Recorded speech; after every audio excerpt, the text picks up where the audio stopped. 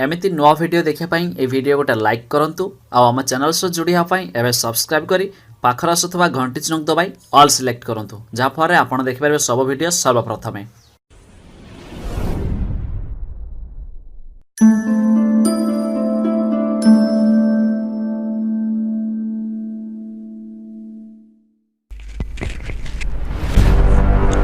Hello friends, welcome to doctor's blog channel. देखो तो मुझे आपन को ठंडा एवं काश पाई किछि घरोई उपचार विषय संपूर्ण भाव में कहूँ। बिना एलोपैथी मेडिसिन सहायतार आपन घरोई चिकित्सा केमिति निजको ठंडा एवं काशरू बचे पारे। देखो तो वर्षा दिन हो किंबा शीत दिन हो,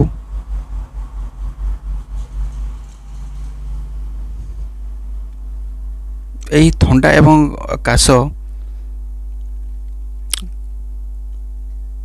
प्रायतः समस्त होता है। तो एको यार सरल उपाय किभली जत्न नहीं पारे से विषय केतरी घरे उपचार विषय मु आपको अवगत कराउछि। देखो प्रथम उपचार होछि first one is the steam inhalation. देखो स्टीम इनहेलेशन मान जोरा कहछि बांफ नवा। देखिए प्रायतः मेडिकल स्टोर मानकरे आपण आनी परिबे दुईटा मेडिसिन मन रखि थांतु, कार्बोल प्लस सेटा जो देखिया पे जस्ट ग्रीन कलर आ गोटे और अदरवाइज सेटा न मिले आपण आनी परिबे सिनारेस्ट भेपो कैप्स। ए दुईटा भितर जेकोसी गोटे आनबे ताकू आनिकी आपण गोटे लिटर पानी रे फास्ट गोटे लिटर पानी को भल भाव में गरम करदे। तापर जस्ट से जो कैप्सूल रे गोटे पंक्चर करदे, दैट मीन्स गोटे कोणा करदे कि सेटा टोटाल ता भितर पकेदेवे।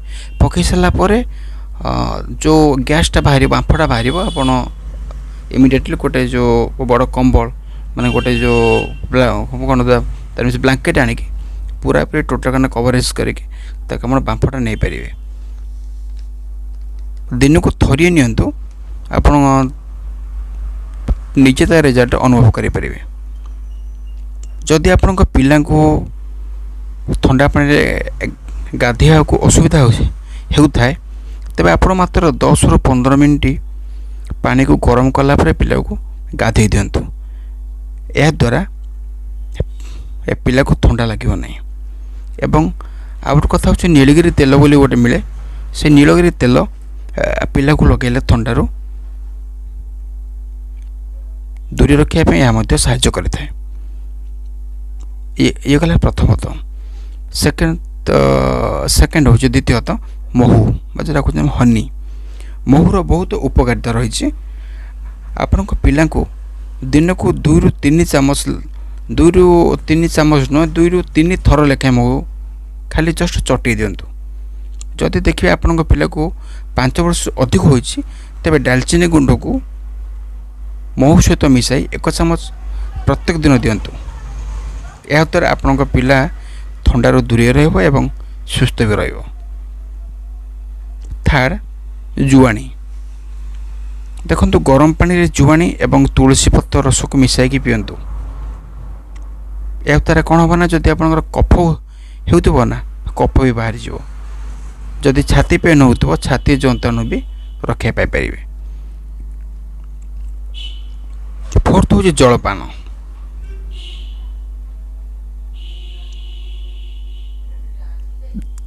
देखु देहरु जलीय अंश कमिया द्वारा आमर छिंकिबा काशिया भली रोग होता है। एथुरु दूरी रहिबाकु हेले प्रचुर परिमाण में पानी पीवा आवश्यक। मझिरे मझिरे गरम सूप एवं ताजा जूस पीवा द्वारा मध्य शरीर सुस्थ रहता है।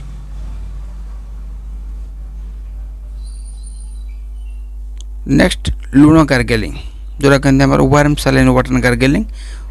गरम पानी देखो गोटे ग्लास सपोज गरम पानी नेले से अध चामच लुण पकईदेवे। गरम पानी माने जेतिक संभाली पारिबे not very too much hot water you have to take warm that is lukewarm water माने उषुम पानी गोटे चमच लुण पके देखि आपण तो गार्गलिंग करंतु ता मान होची लुण पानी को तंटी पाखरे किछि समय रखी गळल करी फोपाड़ दियंतु बाहर कर दियंतु जदि बा भितरु जाए तो हेतरे किछि जायस नाही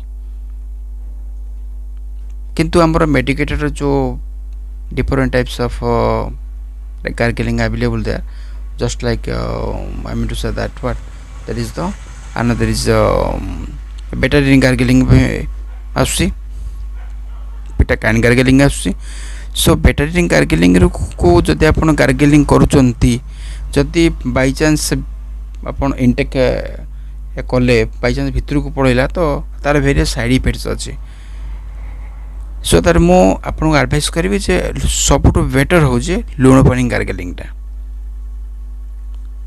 ओके देन नेक्स्ट हमरो हळदी क्षीर देखो तो ठंडा एवं काश होई दिले एक ग्लास रे